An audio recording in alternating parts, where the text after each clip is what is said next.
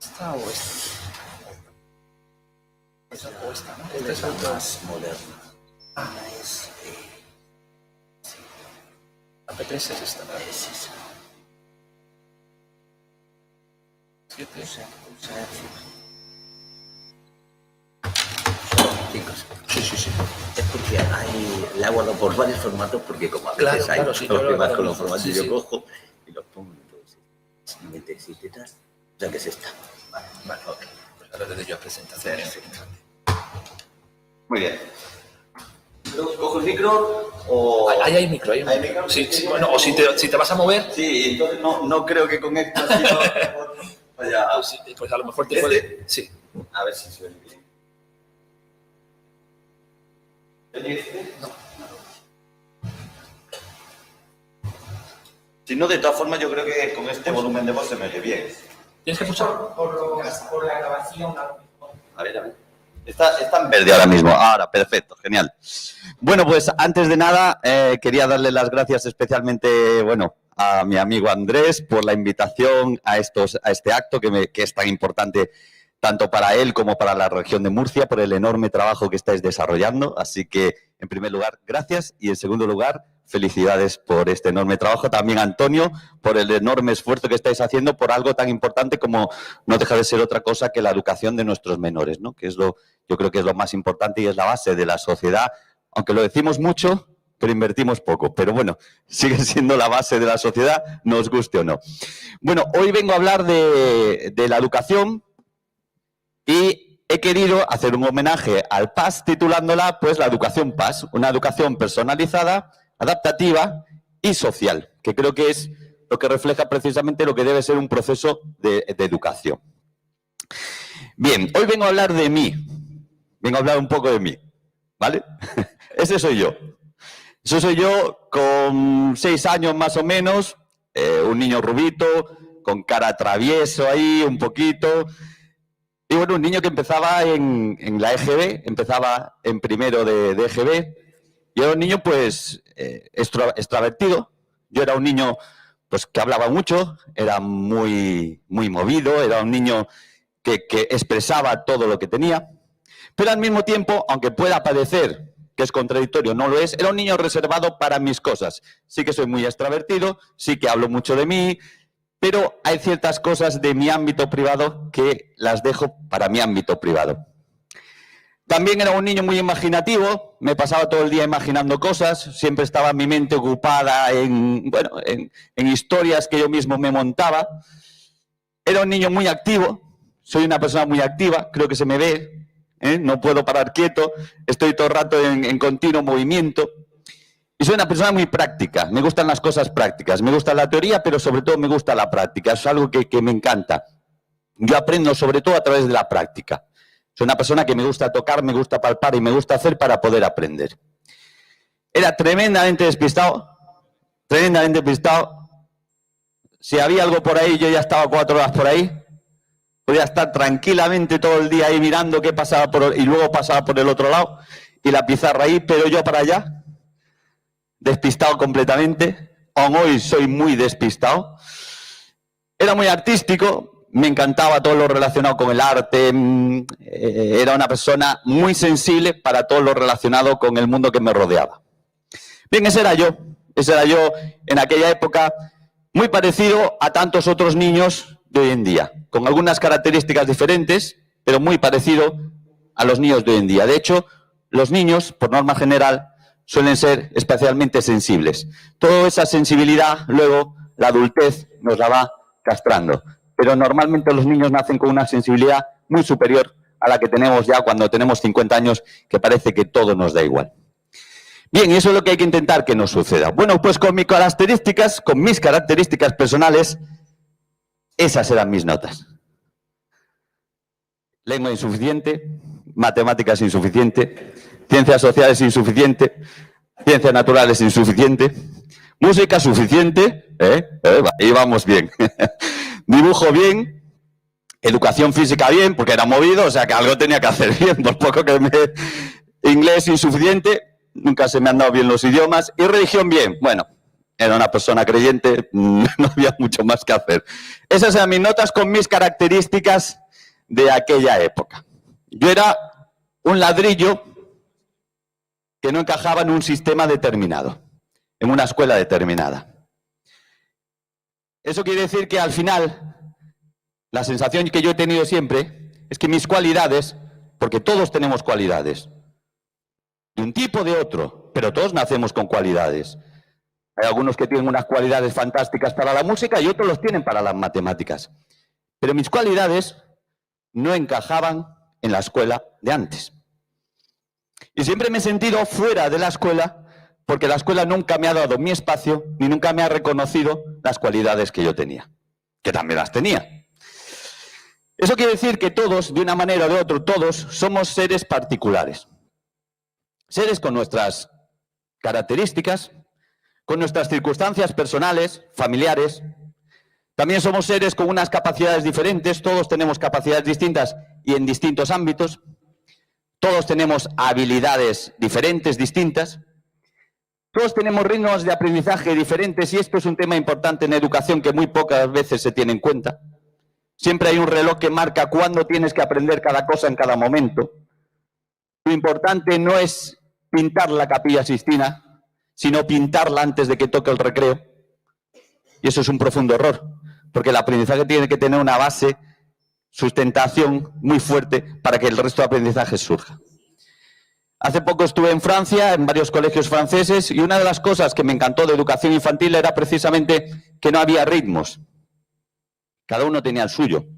Ellos tenían su hoja de una especie de hoja donde iban poniendo lo que iban alcanzando, pero cada uno tenía su ritmo. Mientras unos habían alcanzado 7 grados, el otro había alcanzado 1. Pero lo importante es que ese 1 sí que lo había alcanzado. Nosotros no pasamos a la página siguiente porque es que se nos acaba el libro. Tenemos que acabar el libro. Y si no aprendes esa página siguiente, da igual, porque lo importante no es que la aprendas, es que pasemos a la página siguiente. Estamos confundiendo completamente el valor de la educación, el valor de la enseñanza, donde quien manda es el ritmo de la programación. Una programación rígida, una programación absurda, que muchas veces no vale ni para mis circunstancias, ni para mis capacidades, ni para mis habilidades, ni para mi ritmo de aprendizaje. Y luego hay 2 aspectos fundamentales que nos olvidamos completamente en la escuela, que son el temperamento y el carácter.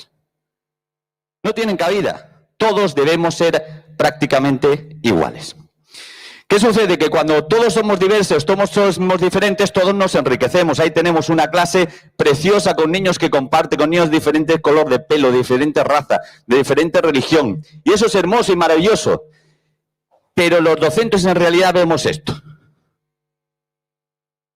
Vemos 25 niños, cada uno, como se dice, de su padre y de su madre, a los que tienes que meter, pues digamos, un currículum determinado. Y entonces ahí es donde sucede el proceso de enseñanza.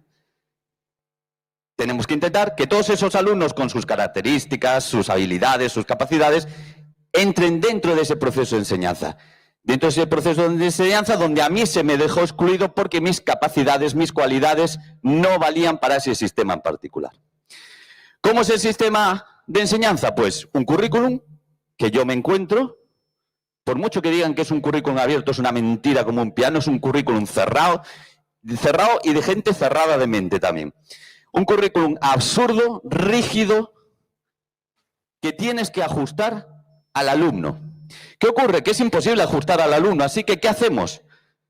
Pues muchas veces nos encontramos con alumnos que no encajan y lo que hacemos no es ajustar el currículum al alumno, ajustamos al alumno al currículum. Y para eso hay que podarlo, hay que cortarlo y hay que convertirlo en un tronco igual que los demás. Ese es el proceso de enseñanza al que estamos acostumbrados y que hoy en día seguimos manteniendo. Con pequeños cambios, pero seguimos manteniendo. Así que era relativamente... Todos, imagino que los que estáis aquí recordaréis aquella escuela. Prácticamente. Sillas separadas, la mayoría de las veces.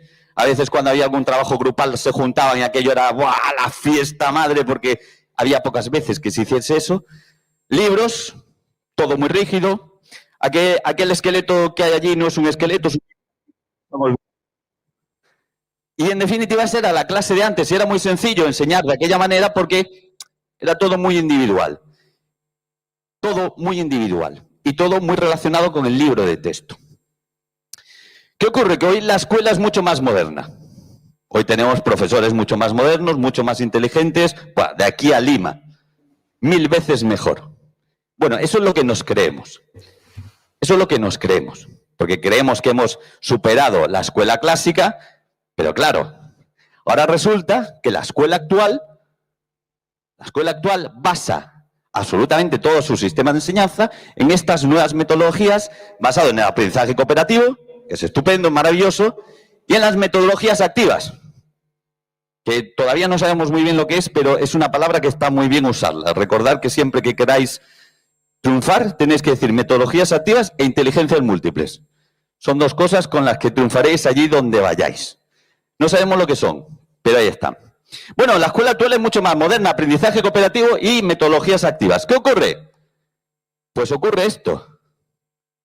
Está claro que los estilos de aprendizaje de cada individuo son diferentes. Todavía no hay pruebas científicas que demuestren que existen los estilos de aprendizaje. De acuerdo, todavía no existen pruebas, hay estudios que todavía lo están demostrando, que todavía no hay nada seguro, pero sí que todos sabemos que nosotros aprendemos mejor de una manera que de otra. Todos lo sabemos. Hay gente, todos lo sabemos. A mí me ponen una película. Oigo una frase en una película, una frase que me encanta en una película. Y digo, joder, qué frase, ¿verdad? Y digo, hostia, esa frase la tengo que recordar porque es una frase impresionante. Yo a los 2 minutos no sé ni lo que han dicho. O sea, ya no sé ni de qué iba la frase. No lo sé. No tengo capacidad de memoria auditiva, 0. Memoria a corto plazo, 0. Memoria a largo plazo, 0. Pero luego tengo otras cualidades como la creatividad, originalidad, etcétera, etcétera. Todos sabemos que aunque los estilos de aprendizaje tan famosos hay quien los niega y lógicamente todavía no hay pruebas científicas, no significa que de aquí a unos años no se descubra que es cierto. Bien, bueno, ajustando un poco esos estilos de aprendizaje al modelo de Kolb, yo he puesto una especie de tipología general, es muy difícil, pero una tipología general de alumnado. Bueno, nos encontramos en clases con tipos de alumnos, bueno, 4 en general. Un alumnado activo, es un alumnado que le gusta actuar, es empático, es sociable y genera muchas ideas. Todos conocemos a alguien así. También hay alumnos reflexivos que les encanta reflexionar, son poco empáticos, están un poco apartados, son muy investigadores, muy herméticos, son majos, pero bueno, tienen su mundo particular. Luego hay otros tipos de alumnos que son los que les encanta experimentar, son los pragmáticos, esos buscan algo que valga para algo. Si no vale para nada, no me lo des. Esos alumnos les gusta experimentar, son empáticos, son muy sociables y les gustan mucho los retos, les gusta mucho que haya que hacer algo, que se consiga algún logro. A diferencia de los activos, por ejemplo, a los activos les gusta actuar. El logro, bueno, si hay logro, bien, pero si no hay logro me da igual, me lo estoy pasando genial. Ellos necesitan que haya retos. Y hay otro tipo de alumno, que es el teórico, que es un alumno que, bueno, que tampoco es que sea muy empático, es muy analítico, no es muy sociable porque le gusta mucho la parte teórica y tampoco le gusta mucho, pues, tener relación con los demás. Tiene la básica, pero poco más. ¿Qué ocurre? Que España, lo sabemos todos, es un país de péndulos. España es el país de los péndulos. Es decir, estamos en un extremo, pero enseguida nos vamos al otro con una alegría que, bueno, esto no ha funcionado. Eliminamos todo. Aunque haya cosas que hayan funcionado, las eliminamos. Y nos vamos al campo contrario. ¿Qué ocurre? Que el aprendizaje cooperativo y las metodologías activas, hay alumnos a los que no le van. O sea que hemos pasado de que si yo no tenía capacidad de memoria y yo no era una persona analítica, suspendía todas, y ahora resulta que un niño analítico y que tiene mucha capacidad de memoria y que le gusta teorizar, suspendería todas. ¿Por qué? Porque no le gusta el aprendizaje cooperativo, porque no le gustan las metodologías activas. Es decir, hemos pasado de discriminar a unos a discriminar a otros. No, señores, absolutamente todos los alumnos tienen que pasar por todas las metodologías que hay, por todas. Porque si no estamos primando un tipo de aprendizaje. Y no es cuestión de primar un tipo de aprendizaje. ¿Por qué? Porque para investigar sobre el cáncer no necesitamos a personas activas. Necesitamos a teóricos. Y necesitamos otro tipo de cualidades. Así que la escuela debe permitir todas y todos deben pasar por todas. Por el aprendizaje cooperativo, por las metodologías activas, por el aprendizaje individual y por las metodologías pasivas, sean lo que sean. Porque a lo mejor hacer 400 ejercicios el fin de semana también es bastante activo, aunque no sería una metodología muy apropiada. Pero todos los alumnos deberíamos pasar por todo tipo. ¿Por qué? Porque a mí, por ejemplo, en aprendizaje cooperativo yo sacaré un 10 y en metodologías activas sacaría un 10. Pero mi hermano hoy en día sacaría un 0. Mi hermano en la escuela clásica era todo sobresaliente y matrícula de honor. Y yo era todo insuficiente. En la actualidad yo sería todo sobresaliente y mi hermano sería todo insuficiente. Grandes logros de la educación moderna que nos creemos tan modernos y tan inteligentes. Bien, por eso yo creo que lo mejor es una educación PAS, lo que he llamado educación PAS, una educación personalizada. ¿Qué quiere decir personalizada? Dentro de las capacidades que tiene un centro educativo, una educación que tenga en cuenta las características de todos nuestros alumnos, las características de todos, no solo de un tipo, no solo de una tipología. Tiene que ser una educación adaptativa, es decir, una educación que se adapte a las necesidades de cada uno de los individuos. ¿Es muy difícil?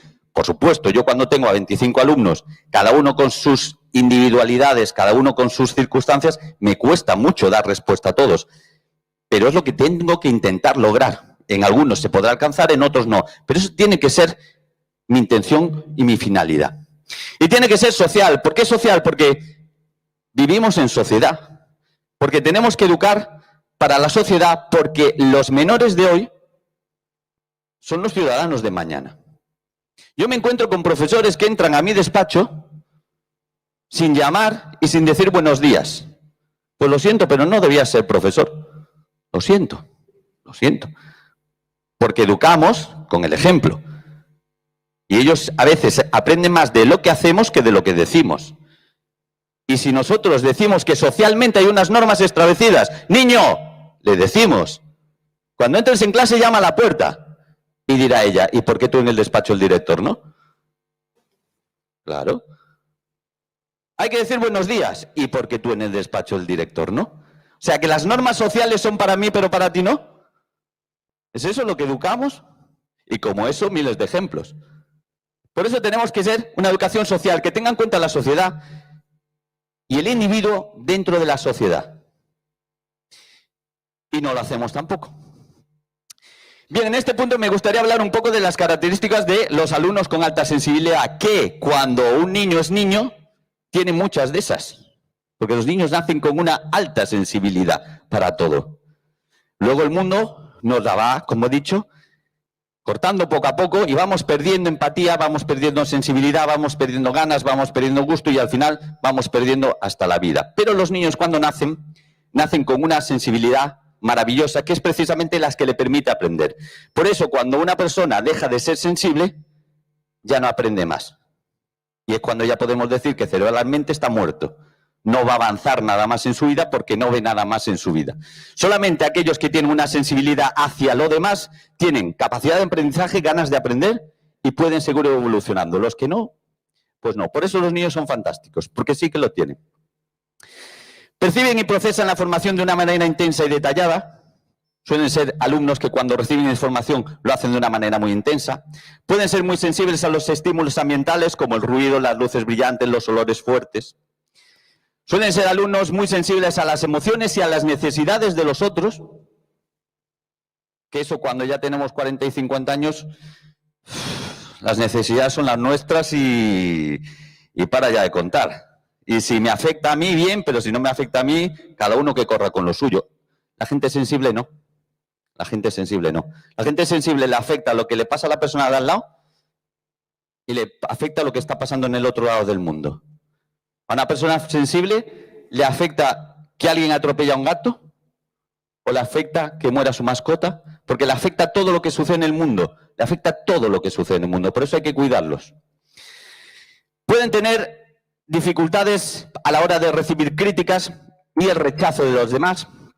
Esto es muy importante porque si no educamos para el respeto individual, el individuo lo que hace es adaptarse y camuflarse a su entorno. Es como los psicópatas. Los psicópatas son tan peligrosos porque ven cómo actúan los demás y ellos actúan de ese modo para pasar desapercibidos. porque son muy inteligentes. Los niños sensibles también son muy inteligentes y saben que si el entorno va a criticarlos, va a machacarlos por determinadas características que tienen, se van a adaptar y se van a falsear, se van a cubrir de otra piel que no es suya. Y eso no lo podemos permitir porque cada uno tiene que desarrollarse plenamente como es. Si llora, porque llora, si se ríe, porque se ríe. Son personas que tienen dificultades a la hora de manejar el estrés y el caos. Son alumnos muy perfeccionistas y críticos consigo mismo, algo que incluso son críticos con la actuación de los otros. Cuando un niño ve que el profesor le da absolutamente igual la mierda de trabajo que ha entregado, con perdón, pues dirá, ¿pero esto qué es? O sea, le acaba de entregar esto, que esto es impresentable, yo lo mío que va perfecto y vale lo mismo una cosa que otra, no entiende. Pero no lo entiende para él, ni lo entiende para el otro. Y cuando un profesor se encuentra con un alumno PAS, muchas veces se siente cuestionado por una cosa así. ¿Y qué hace el adulto? Pues como los adultos somos la leche, somos más inteligentes que nadie, lo machacamos. Es lo que solemos hacer, es así, me da pena decirlo, pero los seres humanos somos así de repulsivos, muchas veces, sobre todo cuando nos convertimos en adultos. En lugar de decir, es que tiene razón, es que tiene razón, es que es verdad lo que está diciendo. En vez de adaptarme y decir, coño, es listo, es una persona que se da cuenta de ciertas cosas en el proceso, voy a aceptar lo que dice, en vez de decirlo, no, me amparo en mi adultez, porque mi adultez me permite hacer lo que me venga en gana. Y lo digo siempre, los niños siempre aprenden, siempre están aprendiendo, siempre. Aprenden para lo bueno y para lo malo, pero siempre están aprendiendo.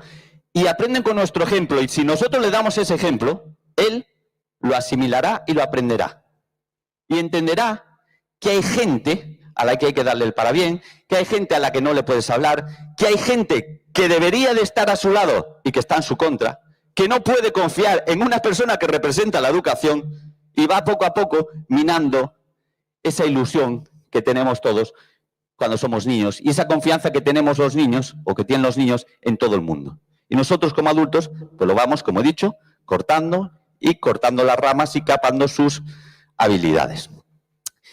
Muy bien, también pueden ser muy creativos e intuitivos, suelen ser muy creativos e intuitivos, muy profundos y reflexivos y muy sensibles a los cambios en el ambiente y las relaciones. Es decir, que como vemos esas características, algunos las mantenemos, algunas partes las mantenemos, otras la sociedad se ha encargado de eliminarlas y otras, pues, permanecen ahí como dormidas y en algún momento despertan cuando conoces a gente pues como Andrés o como Antonio o gente que te aporta.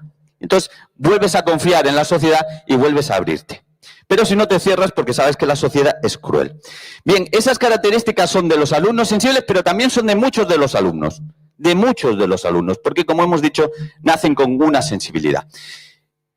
Las consejerías de educación de toda España han decidido invadir los centros educativos de nuevas tecnologías. Y está bien. En ningún colegio al que he ido en Francia tienen nuevas tecnologías. En ningún colegio en el que he ido a Suecia tienen nuevas tecnologías.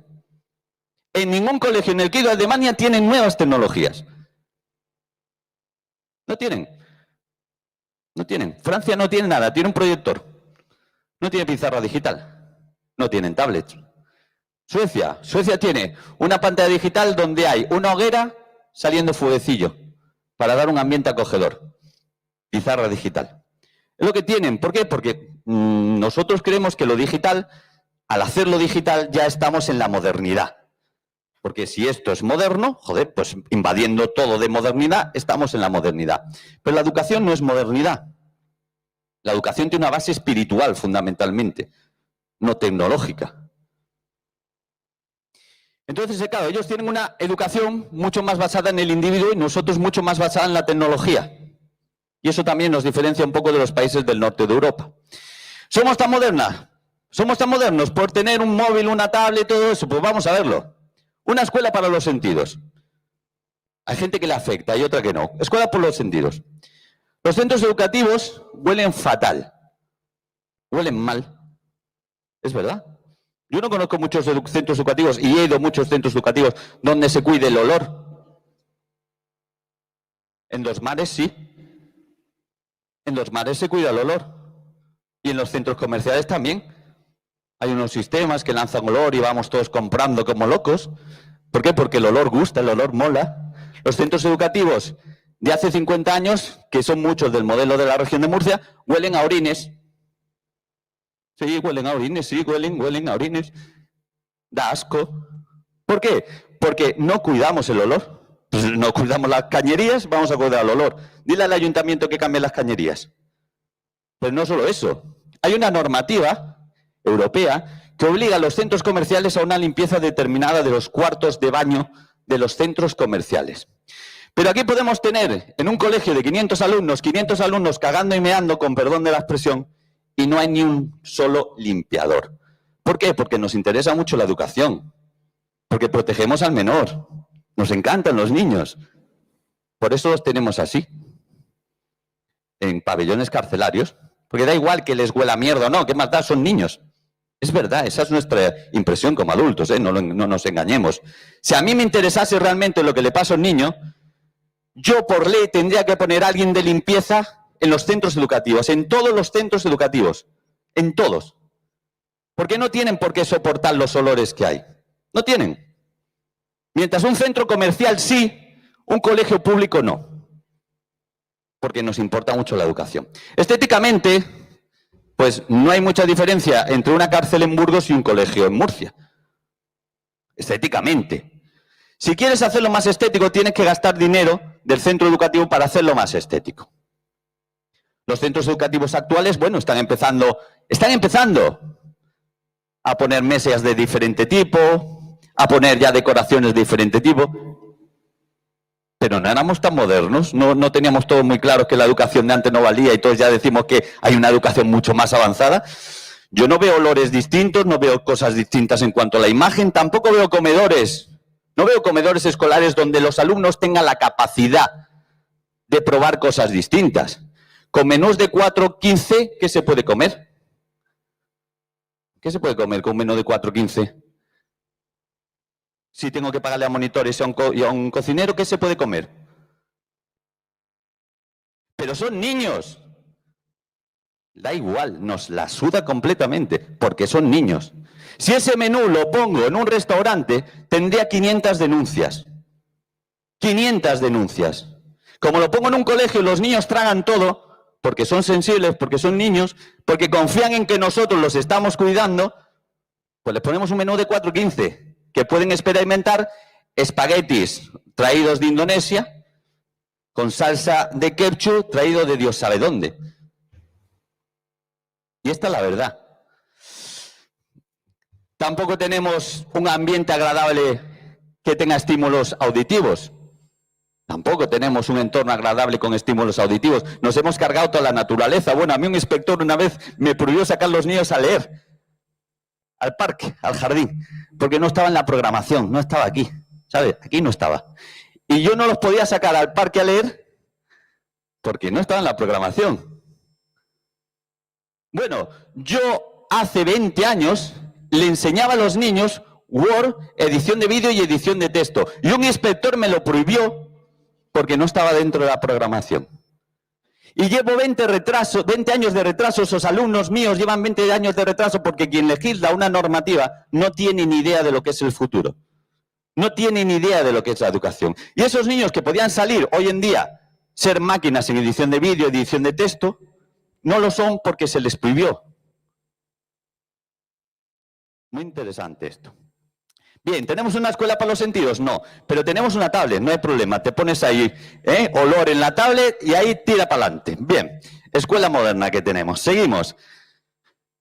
Esta es la escuela actual, más o menos. Todas estas son nuestras escuelas de hoy en día, más o menos son así. Son así. ¿Qué preferís, eso o esto? ¿Qué preferís, eso o esto? No lo sé, yo no lo sé qué preferimos. Pero esto no está aquí, en España, Lo puede tener a lo mejor algún colegio privado. Pero en España esto no está, esto está en Suecia. ¿Por qué? Porque en Suecia sí que protegen al menor. ¿Por qué? Porque saben que los menores son los que van a pagar las pensiones y los que van a hacer que el país sea rico. Mientras que en España, con tener caña y sol, pues ya nos llega bastante. Con eso tiramos millas lo que haga falta. Bien, Hay diferencia en aprender aquí o en aprender allí. ¿Por qué? Porque yo, no sé si esto va para atrás, porque yo, que soy una persona sensible aún hoy en día, me meto en una clase de esas y me deprimo. Y no voy a estudiar, lo digo en serio. ¿Por qué? Porque todo el entorno a mí me afecta tanto que digo, vaya mierda de sitio. ¿Me habéis metido en esto? Hombre, yo he tenido suspensos en un colegio donde me metieron, yo estudié en 15 colegios diferentes, lo cual tengo una trayectoria y aparte he trabajado en otros 40, sé lo que es un colegio. Y ha habido colegios en los que he suspendido porque me parecían una mierda. Con perdón, al streaming. Me parecían absolutamente una bazofia. Me deprimía entrar en ellos. Me deprimía, de verdad. Es que no pensaba estudiar en un sitio donde olía mal, donde el profesor era rancio, donde todas las paredes eran iguales. Es que eso, para mí, me deprimía. Quería volver a casa y seguir jugando en el jardín. Yo no quería estar ahí. Pero ahí sí querría estar. Ahí sí. ¿Veis? Ahí sí querría estar. ¿Por qué? Porque me puedo cambiar de sitio, porque tengo sitios diferentes, porque me estimula todo lo que veo alrededor. ¿Hacemos eso con los niños españoles? ¿Con el futuro? ¿Con la generación? ¿Con la protección de datos? ¿Con el bullying? ¡Uy, qué preocupación todos con el bullying! Cantemos canciones, venga. El niño va recién afosteado para casa, pero nosotros cantamos canciones, ¿eh? Esa es la protección del menor. He llegado a ver protección de menor enviándome un correo electrónico de un niño que había desaparecido. Eso es lo que tenemos de protección de menor en España, ¿eh? Un niño que había desaparecido y que se lo habíamos visto. Y por protección de datos en este país absolutamente absurdo y desquiciante, me enviaron una foto de un niño con un birrete y la cara estaba en un triángulo blanco. Y eso lo tengo guardado porque me parece, cuando escriba mis memorias, voy a escribir todo lo que es la educación en España. Eso es lo que entendemos por protección de un menor. Pero esto no entendemos como protección de un menor. No te preocupes tanto de la protección de datos de la foto de carnaval, que no deja de ser una foto de carnaval, que los padres te la permiten sacar. No le des tanta vuelta a esa protección de datos y protégelos así. O protégelos cuando yo te llamo y te digo que hay un menor en un estado de vulnerabilidad. Mándame a la Guardia Civil inmediatamente, no que espere 2 años a que la justicia actúe con padres que están alcoholizando a sus hijos. Y yo puedo hablar de todo lo que tengo porque lo tengo. Eso en Suecia no pasa. ¿Por qué? Porque el centro de la vida es la escuela. Y la escuela es la que dice lo que hay que hacer o lo que no hay que hacer. Como la escuela le diga a la justicia, como le diga a Fiscalía de Menores que hay el mínimo indicio de que hay un menor en desprotección, inmediatamente tienen a servicio social. Lo sé porque le pasó a un amigo mío. Y te obligan a cursos de formación. Lo sé porque le pasó a un amigo mío. Y te quitan dinero de la cuenta. Lo sé porque le pasó a un amigo mío. Que es español, claro, él está acostumbrado a esto. Pero allí no funciona así. Allí protegen al menor. Seguimos. Una escuela para experimentar. Una escuela para experimentar. Bien, ahí tenemos varios nombres. Sis James, Georges Barrès, Jean-Michel, Jean-Pierre, Jean, Marcel Moisés. Fijaros todos esos nombres. Esos nombres son los 10 mejores flautistas del mundo.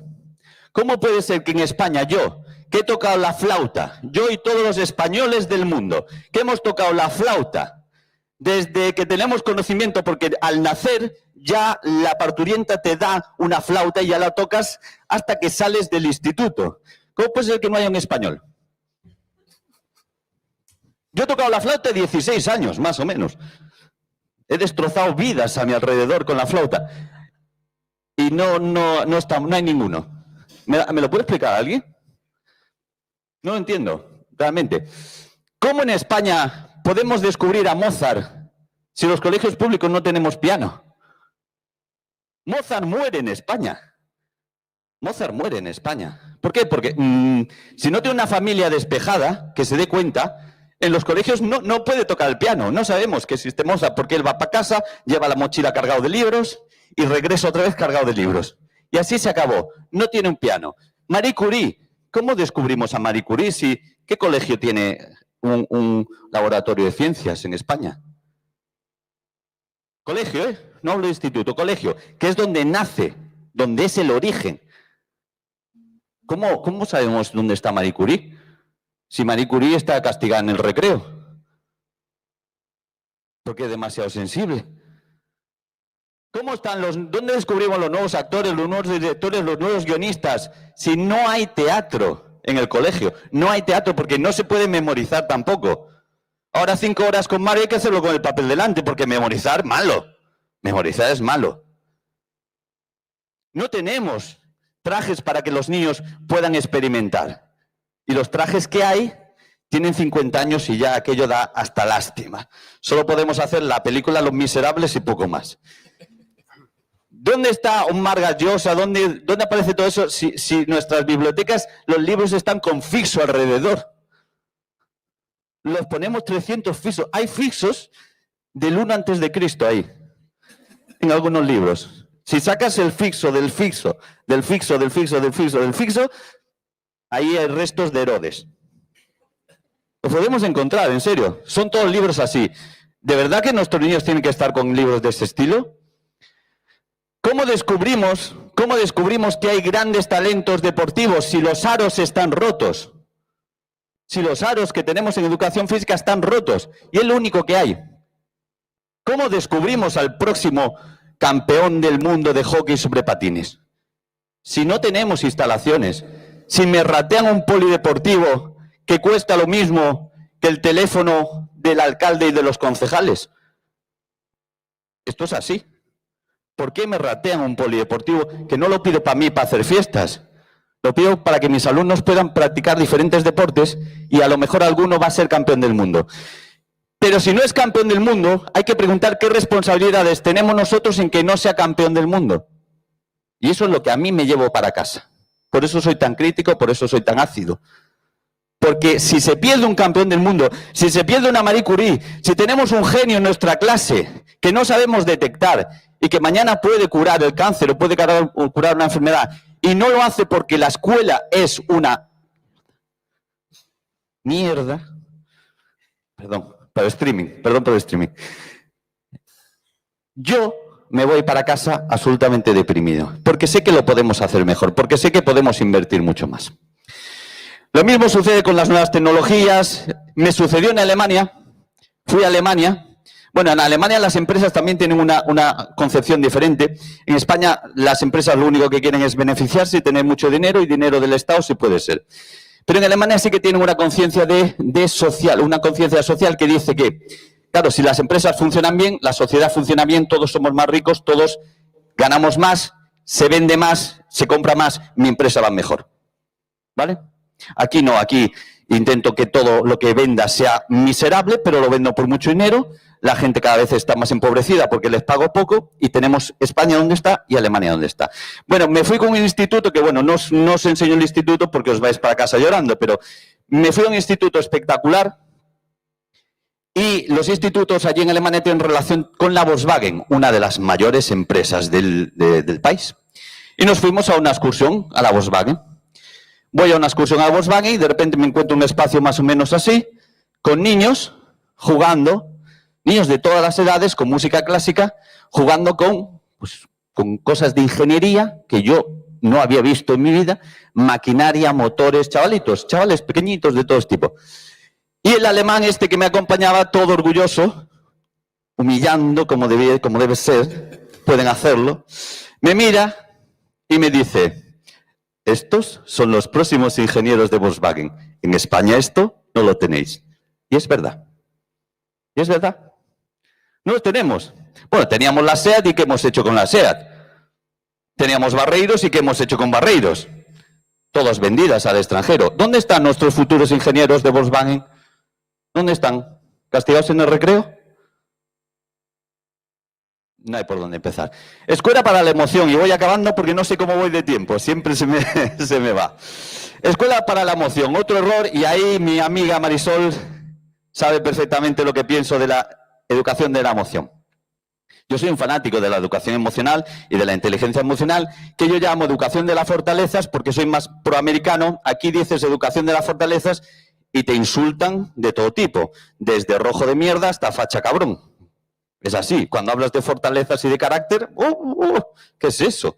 Pues sí, es lo que llaman los americanos educación de las fortalezas. ¿Por qué? Porque todos tenemos unas fortalezas y debemos desarrollarlas. ¿Para qué? Para enfrentarnos a la vida. Y si no las tenemos que desarrollar más. ¿Por qué? Porque la vida es cruel, la vida no es fácil, y antes de tomar opiáceos, ¿Qué es lo que hacemos en España? Número uno, país número uno en toma de opiáceos en todo el mundo. Número uno. ¿Por qué? Porque no trabajamos la educación emocional. ¿Qué hacemos? Leemos cuentos. Cuentos preciosos, eso sí, ¿eh? Son cuentos todos muy bonitos que acaban muy bien. Son cuentos del ratoncito que se hace amigo del gato y todas estas cosas. Que está muy bien, a mí me encantan los cuentos. La cuentoterapia me parece fantástica. ¿Qué más hacemos? Decir, joder, pues frases de estas que te dicen así de no persigas tus sueños, cázalos. Dice, oh, esto es la hostia. Yo puedo hacer lo que me dé la gana con estas frases. Puedo hacer lo que quiera con estas frases. Da igual. Yo mañana cazo mi sueño, me voy a la NBA y allí me están esperando en la NBA para jugar al baloncesto con esta estatura. Me están esperando. De hecho, ya me han llamado varias veces porque le he dicho, yo quiero cazar sueños. Y mi sueño es jugar en la NBA con gente de 1,90 y 2 metros. Pero es que es imposible. Entonces, la educación emocional no se trata de eso. Se trata de decirte, es verdad, tú mides 1,65, ¿para dónde vas? Pero te tienen que fortalecer para el no. Te tienen que fortalecer para decirte, bueno, no tienes esta posibilidad, pero tienes otras. No puedes frustrarte, tienes que seguir, tienes que avanzar. Pero debemos de meternos en esa parte donde no queremos meternos. Yo cuando hago educación emocional con mis alumnos, a veces me han venido algunos padres a protestar porque los niños salen llorando. ¿Pero qué se creen que es la educación emocional? Dar volteretas en el aire y salir todos riendo. No, la educación emocional exige meterse en las profundidades del ser humano. Exige eso. Si no quieres meterte, no te metas, pero no digas que trabajas educación emocional. Educación emocional es cuando un niño me llega a mí a las 9:30 y le digo, ¿por qué llegas tarde? En primero de primaria. Y él me dice, es que mi padre le pegó un puñetazo a mi madre y hasta que no paró de sangrar, no hemos pedido venir. Pero yo le digo, pues caza tus sueños, caza tus sueños. Caza tus sueños. ¿Eso es educación emocional, en serio? ¿Eso es educación emocional? Es lo que estamos haciendo. Claro, luego es normal que tomemos opiáceos porque les estamos mintiendo. Les estamos diciendo que pueden conseguir todo lo que les dé la gana, que el mundo es de ellos, que tienen derecho a sus 15 minutos de gloria en la isla de las tentaciones. O a ser youtubers o a ser streaming. ¿Qué ocurre? Que no es verdad. Que no es verdad. Que de 2 millones de streamers, solo uno es el que triunfa. No es cierto. Os pongo un ejemplo que me sucedió una vez. Por Twitter, que yo soy muy activo en Twitter, resulta que leo a una compañera de un colegio, no era en mi colegio, era de otro colegio y tampoco era de la región de Murcia, que había puesto en Twitter que una niña había llegado a su clase de profesora de pedagogía terapéutica llorando porque resulta que tenía un examen, se había olvidado del examen y no había estudiado. Y la profesora, pues le dijo que, bueno, pues voy a ayudarte para estudiar para el examen. Y dice, es que soy muy tonta, maestra, soy muy tonta, todo el mundo me lo dice, que tengo muy poca memoria y hasta mi hermano se ríe de mí. Y la profesora dice que se le rompió el alma, algo que es lógico, y que le abrazó y que le dijo, ya verás cómo le vamos a demostrar a todos que eres muy lista. Eso es una mierda más grande. Lo siento muchísimo, pero es que no nos pagan para eso. Claro que se me rompe el corazón. Yo me he ido con el corazón roto a casa millones y millones de veces, porque además he trabajado en colegios de lo que antes se llamaba difícil desempeño. Me he ido para casa muchas veces desde un colegio de aquí cerca, hasta mi casa, 28 minutos en silencio en el coche.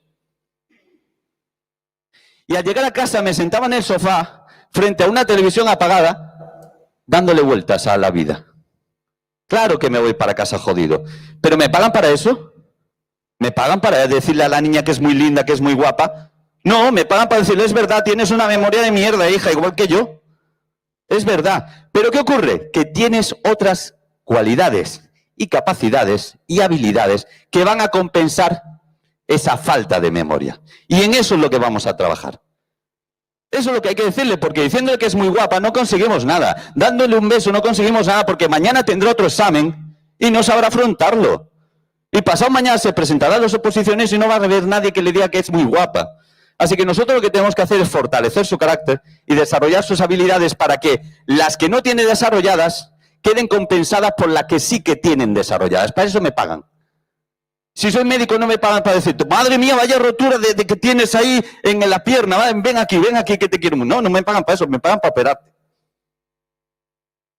Me pagan para operarte. Y a mí me pagan para enseñar. Luego sí, cojo el coche y me voy para casa y digo, joder, la vida a veces es, pues no sé, te da pena, ¿no? Te da pena que el mundo sea así, te da pena ciertas cosas. Pero eso ya me lo llevo para casa, eso va dentro del sueldo. Pero a la hora de trabajar tengo que hacer que esa niña no tenga problemas. Por tanto, tengo que desarrollar sus fortalezas. ¿Qué es la escuela? Yo lo tengo claro lo que es la escuela. ¿Qué debe ser la escuela? La escuela debe ser un lugar de seguridad, donde podamos fallar. Porque si no hay seguridad de fallar, no me voy a arriesgar a tirar el penalti, que lo tire otro. Es un lugar de seguridad donde todos los alumnos, todos, tengan alguna posibilidad de éxito. Alguna posibilidad de éxito. Porque si la escuela cierra los éxitos de los niños, al final los niños se desvincularán de la escuela. Y vuelvo a mis notas otra vez. Esas eran mis notas. Bueno, en COU eran peores. En COU suspendí 7. Tengo que decirlo. En COU suspendí 7, las aprobé todos en junio. Porque es que yo decía, a ver, si lo puedo hacer en un mes, ¿para qué voy a estar todo el año tirando aquí, mirando y lo arreglo en un mes? Y lo arreglé en un mes. O sea, suspendo 7 todo el curso, pero luego, pues decía yo, en un mes soy capaz de sacarlo. Y lo sacaba todo en un mes. Pero quiero volver a mis notas porque, ¿cómo puede ser que en lengua yo tuviera insuficiente si todas las asociaciones de estudiantes de la universidad se mataban por tenerme a mí de número 1 para orar? ¿Cómo puede ser? ¿Cómo puede ser que yo tuviera un suficiente música? Si tocaba en un grupo de música, que íbamos dando conciertos por toda Galicia. ¿Alguien me lo puede explicar? ¿Cómo puede ser que yo tuviera en plástica un bien, en dibujo un bien, cuando gané varios premios de pintura en la Comunidad Valenciana? ¿Cómo puede ser? ¿Cómo puede ser que yo sacara en educación física un bien si jugaba en primera división con el Cádiz, juvenil? ¿Alguien me lo puede explicar? ¿Esa es la escuela, de verdad? ¿Esa es la escuela que sabe reconocer mis habilidades? ¿Esa es la escuela a la que yo no quiero ir? Esa es la escuela que a mí me parece horrible y desastrosa. ¿Cómo puede ser que la escuela diga que yo soy así? ¿Por qué? Pues porque a lo mejor lo que tú evalúas de lengua, de matemáticas, no son mis cualidades. Pero yo dentro de lengua, matemáticas, ciencias, etcétera, tengo otras cualidades que no están ahí y que me las tienes que valorar. ¿Qué más cosas sucede? Pues que los docentes decimos, ¿cómo un niño que es malo en lengua y que es malo en matemáticas va a sacar sobresaliente en todo lo demás? No. ¿Qué hacemos normalmente? Y esto es la verdad, por subjetividad pura y dura.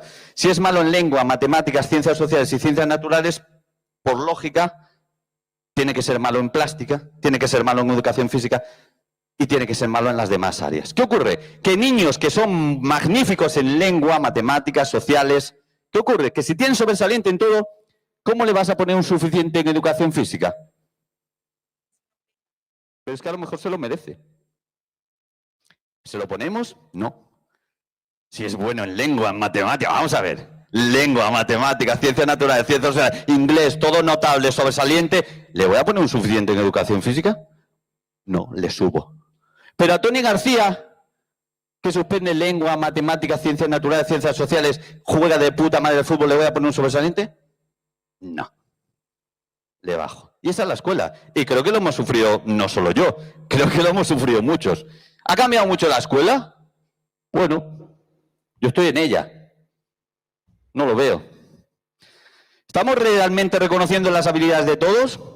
No lo veo. ¿A cuántas personas hemos frustrado en la escuela? ¡Buah! A patadas. A patadas. Es verdad. Tenemos que seguir pensando que la escuela es un tren que pasa, pero que no puede dejar a nadie fuera de ese tren. No puede dejar a nadie fuera de ese tren. Ese tren tiene que tener cabida para todos.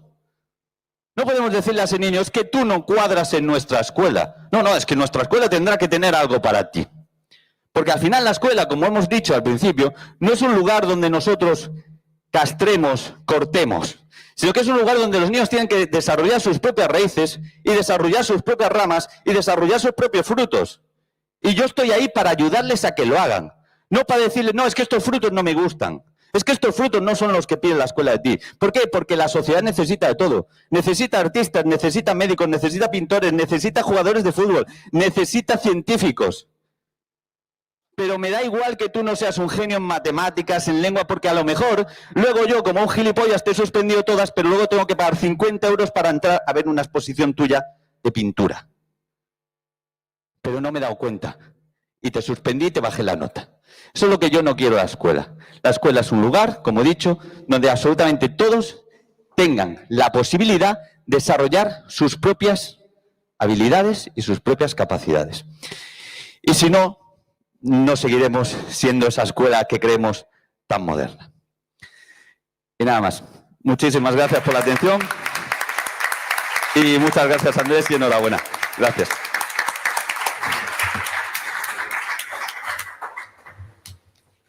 Gracias, Toni. A mí me pasa como a ti, ¿eh? Como soy profe, esto de estar aquí atado a la cosa esta se me hace raro. Pero muchísimas gracias por la clase, la que nos has dado y la que tienes, las dos. ¿Cuánta razón llevas?